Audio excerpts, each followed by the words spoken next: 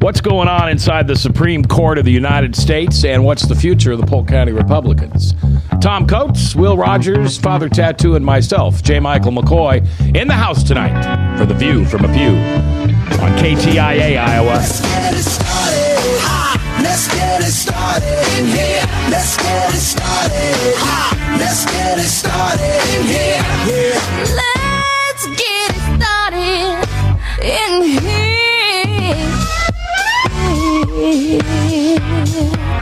Welcome to The View from a Pew, a conversation among Christians who are out to grow their faith by asking the simple questions, the tough questions, and the stuff you really wish your pastor would talk about. Come on now, let's reason together. It's your voice we want to hear. The phone lines are open, so join the conversation. Call 855-244-0077. That's 855-244-0077. Now, here's your host, J. Michael McCoy. All right, good afternoon. It is a beautiful day. I hope it is where you are. If you're watching this live, thanks for taking the time to tune in this afternoon. I know you've got tremendous amounts of choices. I've been, what do they call it? Scanning the internet? No. What's the word when you're just on the internet and you're just stumbling, whatever? You're just browsing the internet. I know you only check your emails about once a week, whether you need to or not. So. Perusing's good. The internet. Yeah. I just can't believe how much program content is out there from all over the place. I sent you my talk this last Sunday at the Harvest Church. Did you see it? No, I haven't watched it yet, but I got the email, Okay. and I think I put it in a place where it won't get deleted.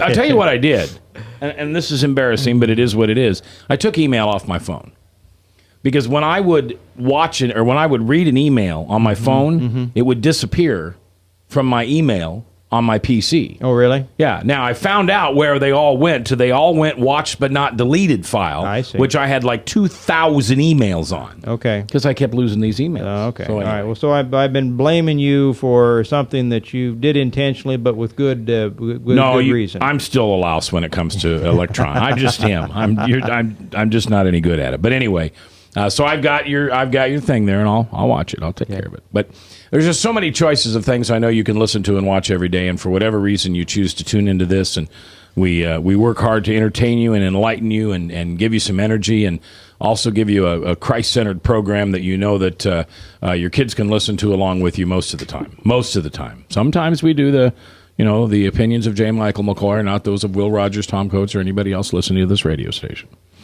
So, Will, how are you? Very well. Thank you for having me back on your show today. Nice to have you.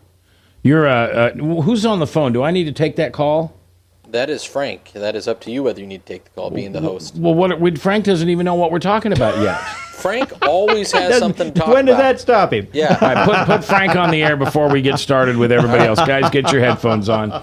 Can you put him on the air from your end? Because I don't have my... All right, Frank, we haven't even started talking yet. For all you know, we're going to talk about corn dogs and sugar cakes. Listen, I just called him to tell you the word he was looking for was surfing. Surfing, that's right. Surfing the net. And I was actually going to hang up and wait till you started yakking to jump in, but he put me right in, so here I am. Well, we just know that you're going to always be ready to jump on the show. Thanks for calling. Well, hopefully we'll hear back from you later on some of the issues we're talking about. Well, if I assume you're going to talk about what's going on in the Supreme Court today, I definitely want a soapbox. All right, here's what I'm going to do. I'm just going to leave you on. Okay. It's like you're sitting in the room in front of the microphone, and if you want to talk, just raise your hand. All right. Cool. Frank, I can't see if you raise your hand. Okay, I will. Well, actually, you could. Are you listening on web or on radio? No, just on the phone. Okay. All right. So, Will, you are the newly elected chairman of the Polk County Republicans. That's correct. Congratulations. Thank you very much. Very honored to have a good guy like you running that organization. That's good. Well, I'm glad to be able to be a part of that organization in a meaningful way. You know, you probably can't claim you're an independent at any point in the future now. No, not at all. And I've never claimed that I was an independent. So what's the biggest problem with the Polk County Republican Party? Is it the same problem that the Republican Party has? I think one of the biggest problems that we have right now is our lack of Central Committee members and participation out of those folks. Anyway, why am I getting looked at? I looked over. I glanced at someone. Like I'm on the Polk County what is it? The Central Committee? Central Committee. I don't even know what committee I'm on. That's horrible. I am the problem, Will. I'll take that. We do have 354 Central Committee member positions as a part of our Central Committee. And these are people that are elected through the precinct caucuses. And each precinct in Polk County gets 2 Central Committee members. Every county in the state of Iowa has the same process. I think there's a couple slight alterations in some of the more metropolitan areas around the state, but they came up with their own rules for that. Otherwise, we have, at our election a couple of weeks ago, 139 people that showed up to vote that night. Wow. Now, these people have been called, direct mail. That's a little apathetic. And so we actually really only have about 225 names of people on that list, and then subsequently, I think there's probably 10 or 15 of those were bad addresses. So this is a real critical problem in the sense that we lack the depth that we need to go out and truly do the work that the party needs us to do at the county level. And so we're going to have to go out and recruit new people, and that's some of the new activists, some of the old activists, but get people re-engaged in our party organization to do the door knocking and the lit dropping and making phone calls. Well, Will, how many of those people got on in recent years because they were enthused over Ron Paul? Without his perennial candidacy, will some of those drop off and you have to fill those vacancies? Well, we actually did have quite a few folks that were still on the committee that were very supportive of Ron Paul this past election cycle and the previous election cycle as well. And I think that those folks are still going to be actively engaged in the party moving forward. They may be in different ways than what other people might expect of them, but I think they're still going to be engaged. Think so? Okay. I also think that, a lot of them are looking ahead to 2016 down the road, and they're looking at the opportunities that Rand Paul might present. And he certainly has, since the first of the year, his stock has certainly went up dramatically. Filibuster, and I think he was at least entertaining a second filibuster I heard yesterday too. I don't even remember what the genesis was, but he had such good positive press on his one filibuster and support from what he thought was the right area.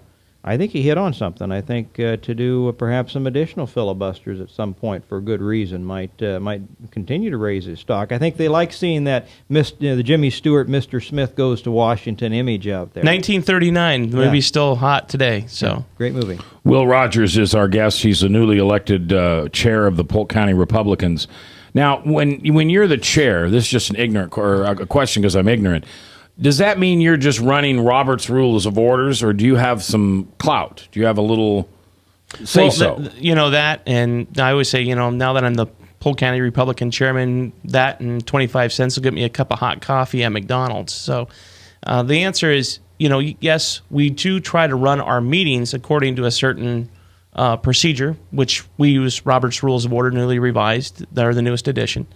But it's more than that. We also have 2 full-time staffers that work for they're not staff. They're people that are on contract at the county party. One is, folks might be familiar with, his name is Daryl Kearney. Yes. And Daryl has been involved in Republican politics forever. And probably good for the part of 50 years now. He's been involved good for him. in politics here at the Polk County level and at the state level and somewhat at the national level as well. Daryl does our fundraising for our county party and does just a tremendous job of that. Daryl's knocked on my door for a thing or two over the years. Is yours a paid position as well? No, mine is not a compensated position, with the exception of the opportunity to be around my fellow Republicans all the time. So, good seats at sporting events or anything that go with it? I'm sorry? Good seats at sporting events or anything go with that? No. There's nothing. I get to spend time with Tom Coates. That's compensation enough. You're trying to bait him into doing something wrong here. You got to be careful with that, Coates. Then we also do have one other employee, and he is Ryan Keller. And Ryan is kind of newer to politics, but he's worked for Brad Zahn's campaign, and recently had been employed here for about the last year and a half with the Polk County Republicans, and he does our organization and communications work and does help Daryl with fundraising. He's just a tremendous employee, our contractor for the county party. So. Now, how long is your elected term for? My term will end shortly after the election of 2014. Okay. Somewhere between after the election and April the 1st, we have to hold elections for chair, co-chair, treasurer, and secretary. Can you be reelected? I can be reelected at this time. Let's not get the cart in front of the horse. Well, what I'm trying to figure out is if I have you in here in April or May of 2014, and I say, was your term as president of the Polk County Republicans successful? What are your goals and intentions to make that dream come true? Well, there's really 4 areas that I want to focus my efforts on at the county party. The first is in the area of unity. The second is the area of electing Republicans to office. The third is in the area of advancing our party platform. And the fourth issue that I'm really going to work on is reaching out to new Republicans, getting new people involved in the party. And if you want me to kind of, how much time do we have to start in on this for now? You got a couple minutes. All right. Well, let's just take the first stab at the area of unity. I mean, I think right now we can see what's gone on in our party around the country and even here in the state of Iowa. There's been some folks that are upset about party leadership. They might be upset about county party leadership. There's these divisions within, who caucused for who. We have these divisions. You're a social conservative, you're an economic fiscal conservative, this person. And there's these litmus tests that we apply to our own people in our own party. And the first most important thing that I have is are you a Republican? Do you vote for Republicans? Do you give money to Republicans? Do you volunteer for Republicans? If you do all of those things and you're not out actively supporting Democrats, you pretty much make the first cut. And then beyond that is, and we can get into the platform a little bit, but we all need to look at the platform and say, that's where we all agree. 90% of us agree on 90% of the issues. Let's now, or 80%. Maybe that's the magic number. But if we can all agree to those principles, then we're splitting hairs on the other things. I'll just give you one quick point. The personhood legislation that's going on at the State House. There's a couple of different bills. They're all trying to get to the same place. It's like Tom and I later tonight. Let's say Tom and I want to go to dinner out at a restaurant. Well, we both want to go to the same place. Now we're just going to argue over whose car we're going to drive. Okay. To get there. All right. And that's what these pieces of legislation are. They're just arguing over who's going to get us to the... Are they both... Well, they're obviously both Republican bills that have been... They are. Why can't they get together and... That's politics, I suppose. One bill has a big difference in it. One would criminalize... have criminal penalties associated with a woman who has an abortion. Really? Yep. Who put that legislation up? Representative Shaw.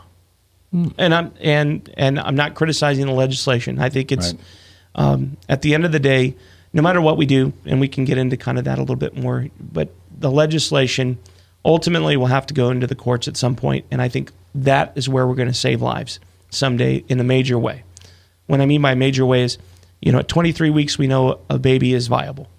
At 20 weeks we know a baby can feel pain in the womb. And at somewhere around 18 days, you start to see a heartbeat. In fact, the governor of South Dakota signed legislation today, enacted law that restricts abortion at 6 weeks. Yep. Was that North Dakota or South Dakota? I think it was North Dakota. North Dakota. I was North thinking, Dakota. I had this discussion the other day. Yeah, and I think that's interesting because... And the courts are going to look at that because, the great weakness of Roe v. Wade is it said, we know that life begins at somewhere. We're just not going to tell you where it is. And since that 40 years have gone by, we know these things about an infant. We know this about an unborn child in the womb. And so they're going to have to re-examine that at some point in the future. Liberal or not, they're going to have to make an intellectual decision on if there's life there. Well, and you've heard me say this before. It's hypocrisy at its greatest when a pregnant woman can, driving down the street, get hit by a car and her baby die, and the guy driving the car is charged with manslaughter. Mm-hmm. But a woman can miss that car, drive a block later, go to a Planned Parenthood, take the life herself, and it's a woman's choice. It's kind of like, I don't understand that. Anyway. All right. Good place to break. Will Rogers is in the house along with Tom Coates. Frank, you still there? Yes, I am. All right. We're going to get to the. I was going to raise my hand there for a second and tell him I bent Daryl and Ryan's ear a number of times the last 4 years. Yeah, wonderful. He heard you. We'll get to what's going on in front of the Supreme Court here in just a minute. Father Tattoo producing the show today. If I haven't told you lately, thanks for listening. I do love this job, and I couldn't do it without you. Hope you're coming to the Iowa Prayer Breakfast tomorrow morning, the Community Credit Union Vets Auditorium Hall. 7 o'clock. 7:15. We've got almost 1,500 tickets sold. Wow. Incredible. Somebody shows up. Is there still a ticket available? There's a few here and there. You could probably get a scalper outside. Okay. A scalper. All right, we're coming back live here on webcastonelive.com, KTIA, Iowa. I'm Brian Leach, owner and general manager of Service Legends. I brought along a couple of the home comfort heroes. Hi, I'm Tammy Wells. I am Nick Wondershide. I'm administrative manager I am the senior technician from Service Legends. It seems like every good thing, when you feel it to the bone that it's good, there's a lot of hard work put behind it. I don't think that you can fake it and have it turn out good. You know, if we seem like, okay, that's just weird, it's just a furnace, why would you believe so deeply in a furnace? It's not just that, you know, we want to show the world that you can have good service. Yeah, I mean, it's got to be, it's your home. You know, it's built into our daily trainings, it's built into our culture, that we're going to do whatever it takes to have each client say they love us, period. That's why we spend all the hours in the training that we do. And if we guarantee it's going to be a good experience for you, or else it's free, what type of work do you think we're going to do? There is a guarantee. Temperature selection guarantee, fixed rider it's free guarantee, comfort guarantee, best value guarantee. All of these guarantees hold us accountable to ensuring that we exceed your expectations. And if for whatever reason we fail and we can't make it right, we guarantee all of those guarantees with a 100% money back guarantee. I mean, if you don't think that your technician can fix it right, are you going to say that to a client? No. You don't have to worry about having a technician come to your house. We drug test, background check all of our team members. We put safe people in your home. Each and every one of our service techs, 400 hours a year in training. You tell it the minute they walk in the door. They know what they're doing, they've done their homework, and they actually truly care about what you want. Because at the end of the day, you're the person that makes sure I have a job. They're going to be listening. They're going to want to know what your challenges are. Then they're going to come and give you options, and you get to choose. If I'm there to help and I make it easy and painless, I did my job right that day. Well, when it comes to your comfort, safety, and your family, you know, you don't necessarily go buy the most expensive, but you get the most bang for your buck. Oh, it's worth it, because there's a lot of people that will find a way to get it to work right now and then leave and then come back, charge you again, and the cycle just repeats itself. So when I'm out there looking at the furnace, I want to find why it failed today. How can we change the part today with something that you're not going to have to worry about? Is it worth changing the part today? I mean, you can put a lot of money into a furnace. I can fix parts all day. There's good job security in that for me, but is it the right thing for you? I get a lot of the phone calls of after the technicians are there. They're just in awe. They're like, wow, you guys are great. I mean, I don't even know what to say. You guys are great. Everything you did was perfect. It was great. Keep going though, I like this. Just give us a try. I'm going to take all the risk. I've got the time to make this right. I've got the support to make it right. Just check us out. And if you don't see the value in what we do, I mean, fixed rider, it's free or 100% money back. enough said.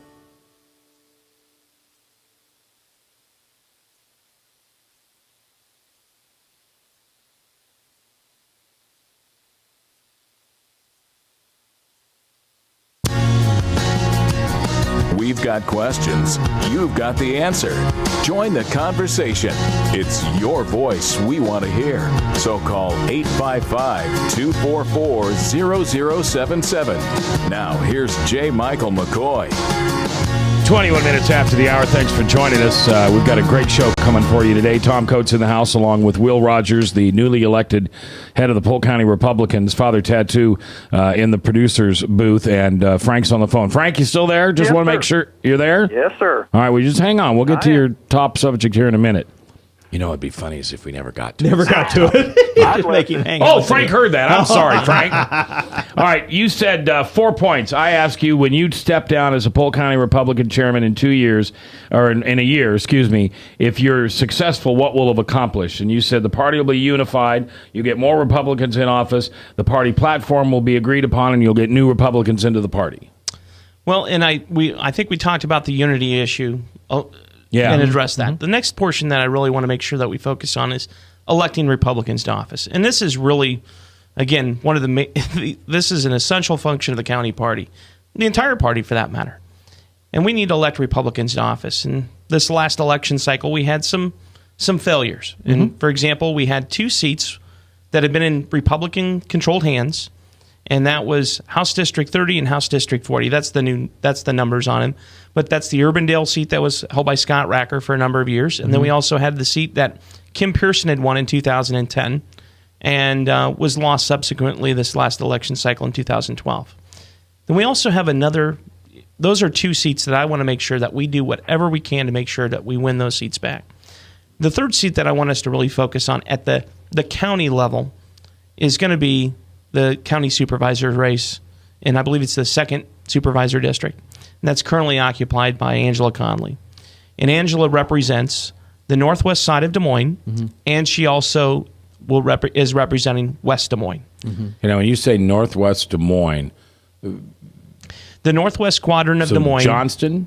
No, Des Moines. Des Moines. Okay. This is basically north of University Avenue, west of the river. And so this is Beaverdale, the Wayland Park Neighborhood Association. Merle Hay Road, because that's where Merle Riverdale Hay starts. That's it. You've got it right there. All right. And so that area where Brad Zahn has won every one of those precincts, I believe, except with the exception of one. And Hallie Grease was elected to city council in that area as well a few years ago. So we know that conservative Republicans can win in those areas. Then we also have West Des Moines. And this is the most competitive supervisor district that we have in Polk County. And if we can win that, it'll be the first time in over 60 years that a Republican will have had a majority of the county supervisors. And that's really critically important because the county government and Prairie Meadows are a jobs program for the Democrat Party. Yep. Prairie Meadows cash cow for the Democrat Party here in the Polk And County it's what's area. built their base and their strength, not just for Polk County, but for the entire state of Iowa. Do you know if Angela's going to seek re-election? At this time, I don't know, but my guess would be, or if I had to be She's there. She's there. Yeah. She's a power broker. She's a power broker. She has it's a great political job. Yeah. And she has probably about $120,000 in the bank account right now. So my guess is she's going to run for re-election. Yeah, probably. Now, we also need to focus on re-electing all of our incumbent Republicans and helping Senator Grassley have an additional voice from Iowa in the United States Senate that agrees with him. Yeah. Now, when is that election? The primary Harkin seat. Yeah, that primary will be the primary will be June of 2014 and then November 4th, 2014. Man, we're talking about that this far out. Yes, we have to. Okay. All right. It's going to take millions and millions of dollars and thousands of volunteers to help make sure that happens. Just for one seat. And we actually have to have a message that resonates. And this is to get to the next 2 points. Once we have a majority in the Iowa Senate, in the United States Senate, that's the time we can truly advance our platform, the issues that are our agenda for the public. And that's what our platform really is. Now, I believe that the county party platform was like 11 or 12 pages long. It had, I forget what the total number of planks was. It was like 300 planks, or maybe I'm thinking of the state party platform. And if you get down into the weeds on some of the issues, I think that, again, 90% of the people can agree with 90% of the issues. At the same time, there might be one or two issues that alienate some people in there. But what I will tell everybody that's a Republican is, look, let's boil it down to 4 simple principles: God, country, freedom, and conservative values. Right. And I think that if we sell that message to people and we promise that that's what we're going to accomplish once we're elected, and that's going to be our focus, I think we're going to have a lot of buy-in from people. Let me ask you, Will, because this is the core of much what you're talking about, getting people you got to have some definition of what a Republican means. And I know this is not just Polk County or Iowa, this is a national question. There are some in the Republican hierarchy, establishment Republicans, that would like us, in my judgment, to use other words, kind of be Democrat light. There seems to be a sense that we can attract enough feminists, gay activists, greenies, and animal rights wackos to make up for the conservative, moral, spiritual base that, since Ronald Reagan has come around, has kind of made up the core backbone of the Republican Party. I don't think, myself, that we can turn our backs on them and their values and acquire enough new ones by being Democrat light. I think if we do that, we might as well, and I think this is, and even I, who would never think this way, are starting to think that maybe if we can't get the Republicans all focused and on board with a message that at least embraces the basic values that the conservatives believe in, then we might as well go for a third party as we go through the metamorphosis and killing off the GOP. And I know that's almost heresy, but I'm almost to that point because I'm very frustrated with the way some of these things are going. I'll give you an example of this. I know as I made calls for the election for the the chairmanship, I talked to a number of Republicans on the Central Committee that were not as passionate about the pro-life issue as you and I and Mac are, and other members of our Central Committee. And there was even a few people on there that considered that a woman does have the right to choose. And they felt as if that we should focus less on that as a part of our message in our platform and what we talk about. And I said, well, I would think that would be a mistake because the Republican Party is the pro-life party. That's what differentiates the Republicans from the Democrats. We are the pro-life party. Simple enough. My hand here. Yeah. All right. Frank wants to raise his hand. Put your headphones on. I want to say amen, Tom. Oh, thank you, Frank. I felt like as a voter last time I was being hand-fed Romney. I didn't like it, but I went out and I voted for the guy. I find out that supposedly a lot of my supposed Christian conservative comrades didn't do so. Exactly. I feel there is the Republicans cannot win without conservative Christian voters, period. And if you start softening your stance on gay marriage in particular and amnesty for illegals, you're going to lose that group altogether. Oh, I agree with you, Frank, and I think we do have to look beyond the point of what happened with Ronald Reagan and his amnesty for the 3 million. If I didn't believe, I don't believe in internal torment, but if I did, I would say Ronald Reagan is still tossed in his grave, waiting for the spending cuts that he got promised. Well, that too, but let's stick with the immigration issue, Frank. He handed him an amnesty and that promised border security. Well, he didn't get that either. But my point here is that he got a smaller percentage of the Latino vote when he went up for re-election in '84 than he did in 1980. Yeah, and so if the amnesty issue is a winner for us, why didn't he get a bigger percentage rather than a smaller percentage of the Latino vote? They weren't grateful to him, and they showed their gratitude to the Democrats because the press gives them the credit for it. Republicans are not going to beat him at their own game. Exactly. Well, this is moving on to how we're going to reach out to new voters. And I think this is important because we do have a messaging problem in the Republican Party, and it's really based upon two different areas. The first one is we've allowed the liberals and the liberal media and the Democrats to define who we are. Correct. We are the party of the rich. We're the party that has an ongoing war on women. We hate gays. We don't like puppies. We want to, do away with children. I mean, there's all these different things. It seems ridiculous. I mean, it's laughable. Yet at the same time, there are people out there in America today that believe that that's the truth with a capital T. But they're lies. They are lies. And here's the problem why. We don't turn around and respond to that message with anything that would make those people believe differently. And I'll give you an example of this. And I just want the immigration issue, the amnesty issue, whatever we want to call it. When we talk about people that come here illegally or undocumented, whatever you want, there's various language there. I've heard in Republican meetings, I've heard people use vulgar terms and to describe people that are here. Now, at the same time, there's a large percentage of people that come from Latin America to this country illegally and come here for a better life or whatever the situation is.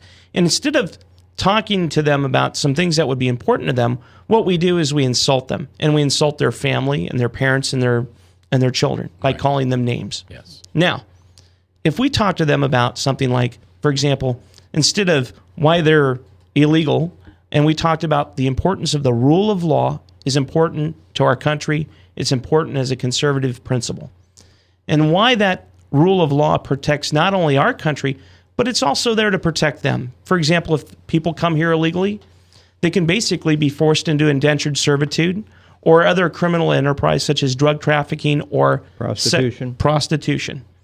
Yeah, exactly right. And it's ludicrous because the country they're coming from primarily is Mexico, and Mexico has strict immigration policies. They protect their border, and they do not countenance illegals. So this idea that we have to embrace them because they're here, I'm not saying, and nobody did say that we needed to put in any kind of deportation, but what we need to do is take the magnet off to start penalizing the corporations that are cost-shifting. They are cost-shifting to us. They may be paying them $7, $8, $6 an hour, but the rest of us are paying the difference that makes up twice that number. Remember, hey guys, Yes. I really wanted to commend Will, though, for saying that there are people that this is a soft racism type issue with, and that's part of the problem.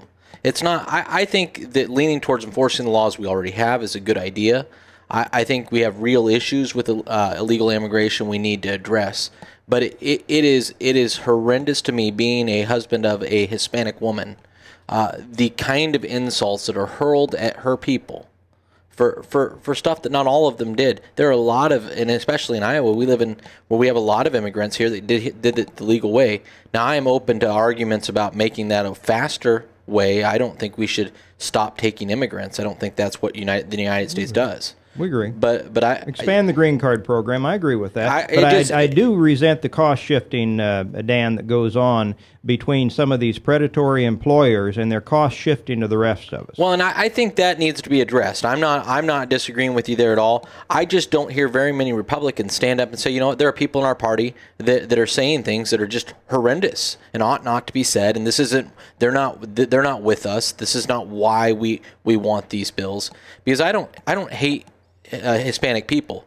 I just don't want them to come here illegally because it causes all kinds of problems, not only for us, but for them. And we need to be able to handle it because we have a responsibility as a government to make sure we take care of the people here and the people coming here. And part of the issue is, again, if we created some blanket amnesty for 11, 13 million illegals, there's no sense that they're going to do anything other than vote Democrat by 70 to 30.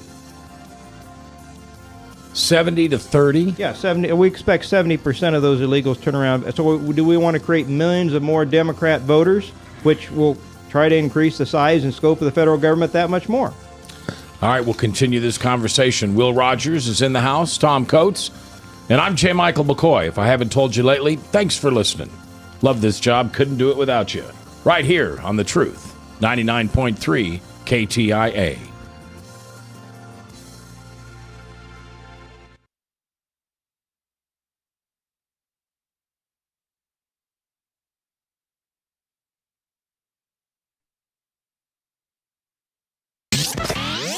From the RE/MAX Real Estate Concept Studios, this is Webcast One Live. If you choose to obey the power of sin, it leads to death. If you choose to obey obedience, it leads to righteousness. Forgiveness is just the beginning of life in Christ. God wants us to live for Him now. And because of Jesus Christ, the gospel was preached, and you and I are blessed today because of Abraham. Did you know that? We're blessed. Experience Truth, 99.3 FM. Drug and alcohol addiction slowly steals a person's identity, tearing away pieces of their life little by little until one day it seems like the hope of a happy future is gone and there's no chance of getting it back. Here at St. Gregory Retreat Centers, we can assure you that there is hope. Our unique approach to recovery begins with the understanding that the dysfunction and damage caused by addiction can be overcome, not just dealt with. Don't let another day go by. Call St. Gregory today.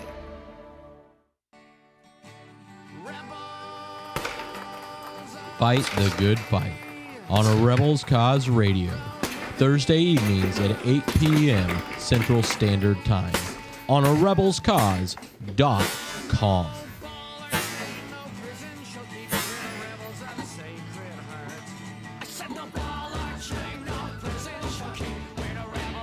A Rebels Cause Radio is edutainment. Whether you're 10, 25, 50, 80 years old and beyond, everyone needs to live within their means. I'm Tom Coates with Consumer Credit of America. For almost a quarter of a century, we've helped people of all ages learn to manage their personal finances to benefit them far into the future. When problems arise, we've got the experience you need to make those debt problems go away. Got financial problems? Call Consumer Credit of America. The only way we come to know the Saviorship of Jesus Christ is by bowing and acknowledging that He is Lord and King over all the earth. Jesus Christ died on a cross, paid the penalty for our sin, and by repenting of our sin and accepting Him by faith, what He did for us, we are forgiven. Salvation is not a combination of faith and works. Salvation is by faith alone in God. Experience Truth, 99.3 FM. From the RE/MAX Real Estate Concept Studios, this is Webcast One Live.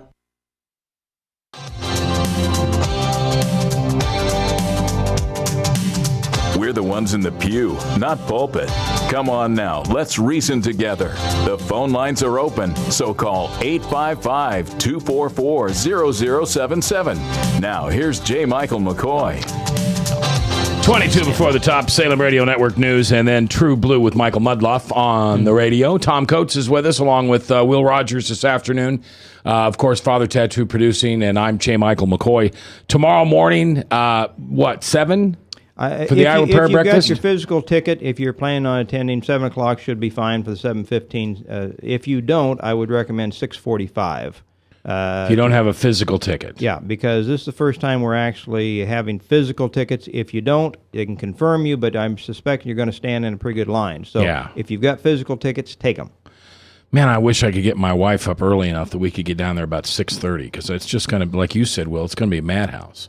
Talking about the Iowa Prayer Breakfast, I'm sorry, I didn't mention this, which is always so much a better event when there's a Republican in the office of governor. And we're talking about, what'd you say, 1,500 people? Oh, man, the difference between, especially, Vilsack kind of was, tacitly neutral. Culver, after coming in and embarrassing himself at his first event, became openly hostile towards the event. And so when Branstad came back in and embraced it, it was a very welcome change for the members on that committee. Well, and last year, if I recall, was the largest attendance you'd ever had.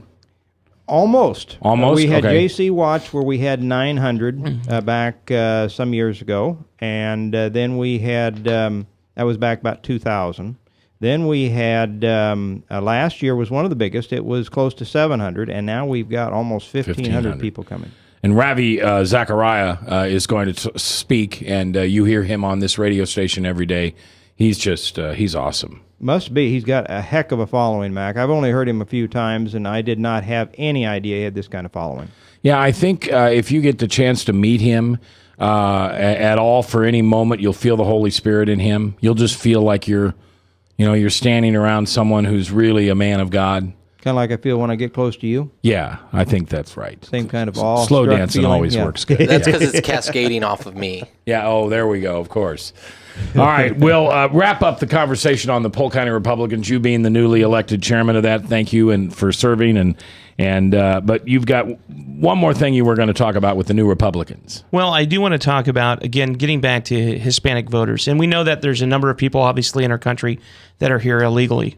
But we also have those folks have been having families here as well. And so we have a large number of people every year, each and every year, becoming citizens that are becoming eligible to vote.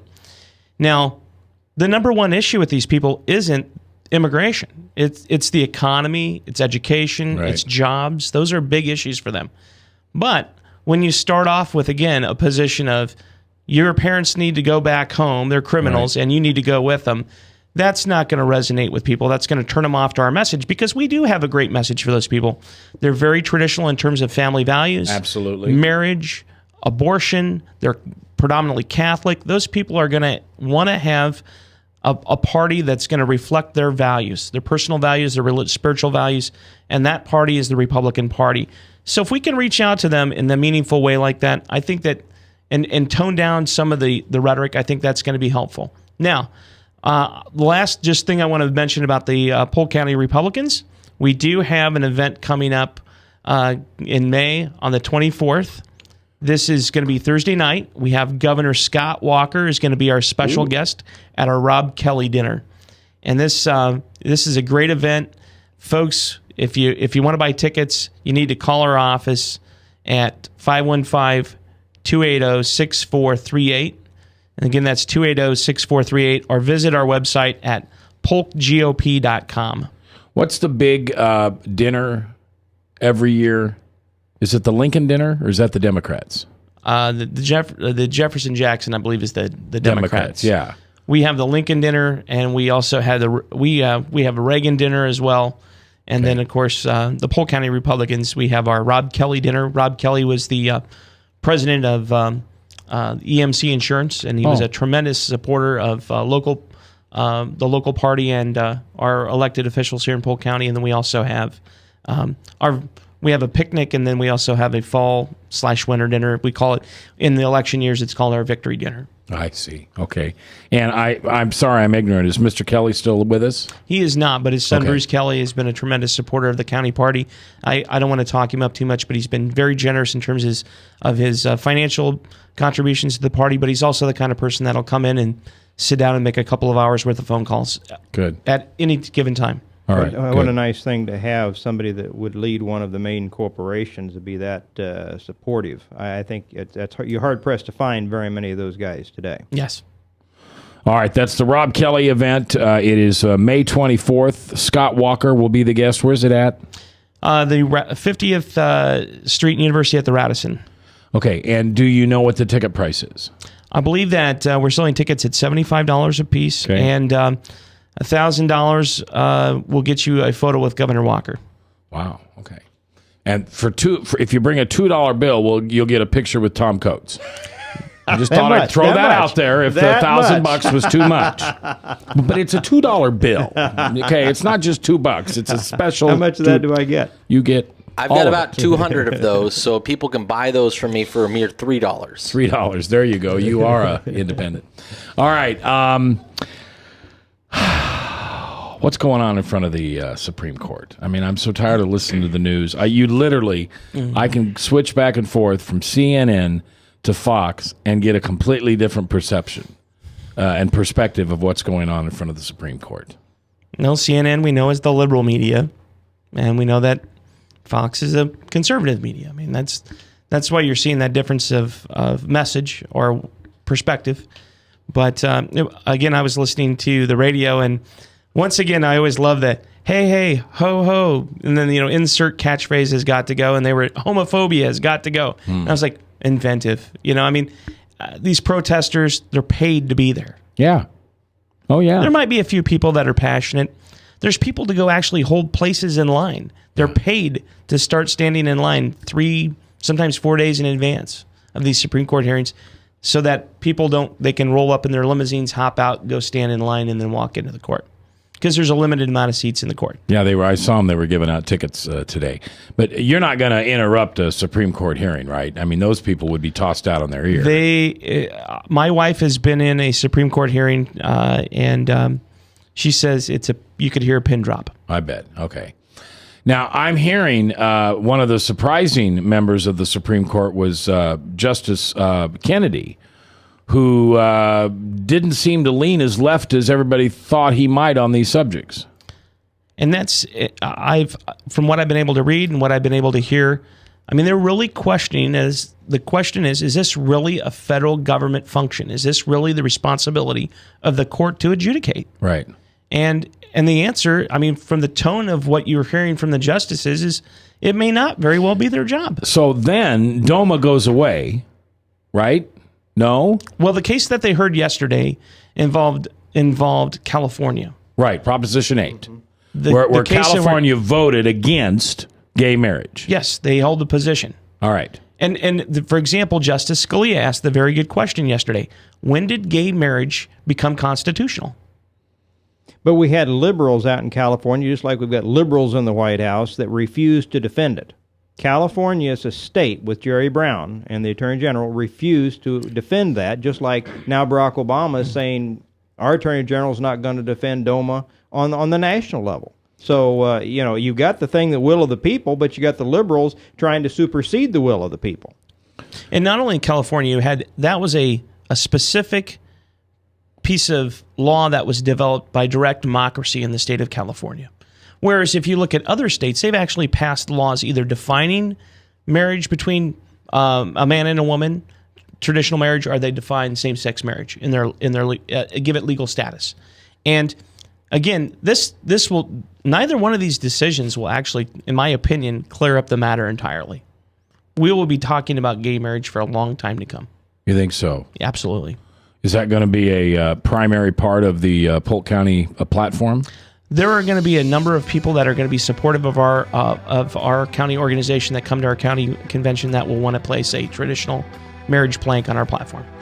All right, 13 before the top, Salem Radio Network News. More on what's going on in front of the the Supreme Courthouse in Washington as two huge cases go before them. Will Rogers, Tom Coates, Father Tattoo, and I'm Mac. Thanks for listening to KTIA. The way we come to know the Saviorship of Jesus Christ is by bowing and acknowledging that He is. From the RE/MAX Real Estate Concept Studios, this is Webcast One Live.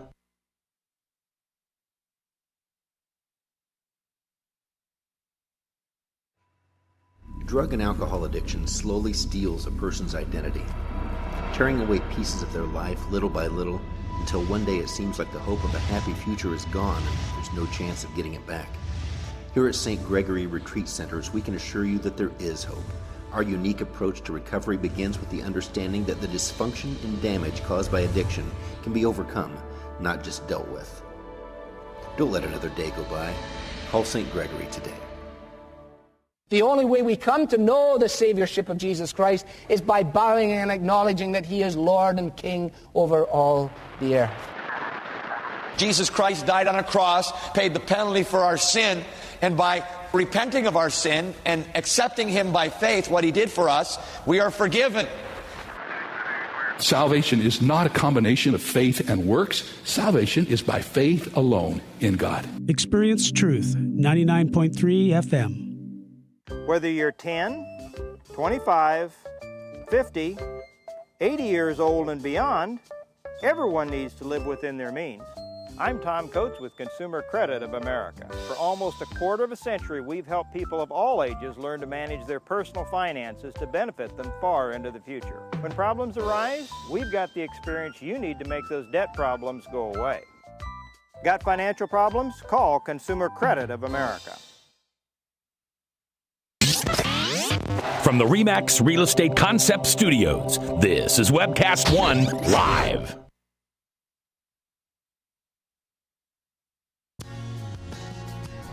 We've got questions. You've got the answer. Join the conversation.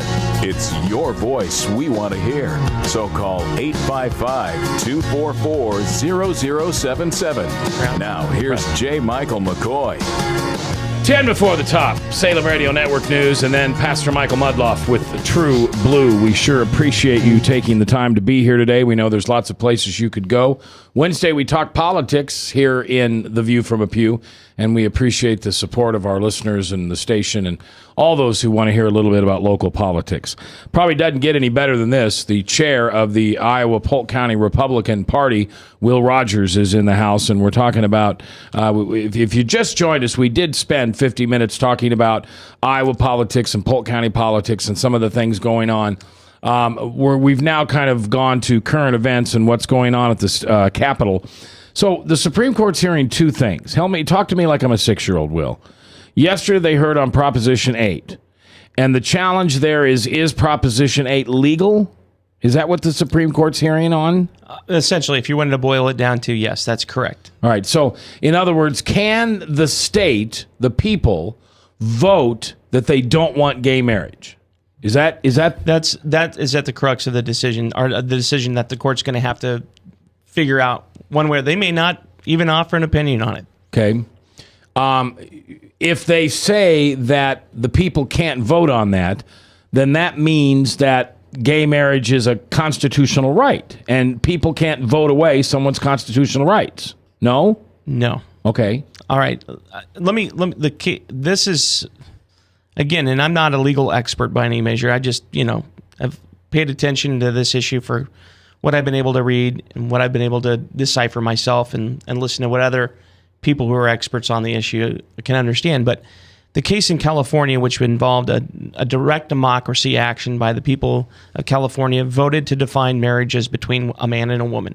And, of course, then there was a challenge to that through the courts at a lower court case. And, of course, the state of California would not, and Tom pointed out, I think, earlier in the break, that Jerry Brown and the liberals that run the California state government addressed this by not filing any supporting briefs on behalf of the law in the state of California. And so if the Californian law is overturned, it will not necessarily have implications on a federal level and make it a constitutional issue. The courts could say, in an opinion, could say that, yes, it is a constitutional issue of discrimination and overturn it, which would then subsequently be applicable to all the federal states in the all states in the government. But the likelihood of that happening is just not going to be the case. All right. The case being heard today deals with federal benefits. Specifically, can the government deny an individual or people that are same-sex marriage benefits that are currently reserved for people of traditional marriage? And can I say a word on that? There is every reason in the world to support some degree of subsidy, whether it be in our tax code or whatever it is, for the union of a man and a woman that typically begets the procreation of children, and that kind of a subsidy is reserved for what typically if a government or the people want more of something, they subsidize. If they want less of something, they regulate it, they tax it, they vilify it. And so there's every reason in the world, because of all throughout human history, but also recent studies have demonstrated that the children that grow up to be the adults are best formed when they brought up in a home with a mother and a father.